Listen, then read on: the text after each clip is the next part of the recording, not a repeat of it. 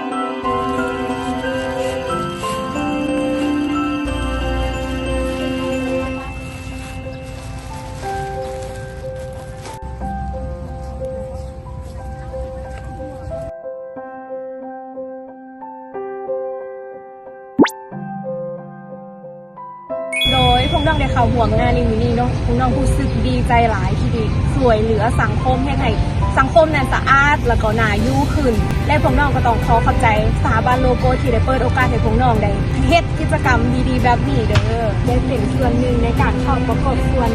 สถานที่ที่เฮามาเก็บเกี่ยวในมื้อนี้สะอาดแล้วก็เฮ็ดให้รู้สึกว่ามันสะอาดงามตาแล้วก็น่าอยู่หลายขึ้นแล้วเขาจะมีการแก้ไขกับลดผ่อนการทิ้งขยะซาซ้ายตามสถานที่ต่างๆแบบนี้ได้เจ้าโดยปัญหานี้มันจะบุกเบิกเลยค่ะทุกคนที่ในแล้วก็บุคคลที่สะทรายทุกคนภายในสังคมแบบมีการห่วงห่วงใจกันเรื่องที่บุคคลที่สะทรายเราคิดว่าปัญหานี้ก็สามารถลดผ่อนได้ไม่น่าถึงเนี่ยให้มีการเงินเนี่ยอย่างที่เขาได้กำหนดไว้ตัวอย่างเช่นเนี่ยประเภทอันตรายเนี่ยรีไซเคิลหรือว่าเนี่ยก็ไปฝึกจุดนี้เนาะปรับเปลี่ยนจุดนี้ให้เป็นนิสัยในชีวิตประจำวันเลยนะในการลดผ่อนการทิ้งขยะซาซ้ายเอามาโฟกัสการทิ้งให้เป็นระเบียบเรียบร้อยให้เรื่องในชีวิตประจำวันของเราเลยดีกว่านะอยากให้ทุกคนรณรงค์กันทิ้งขยะให้เป็นที่เป็นทางไม่อยากให้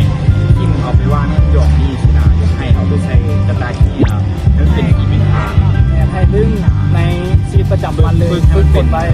มันเป็นประจำวันเลยเราจะเกิดความเคยชินแล้วมันเป็น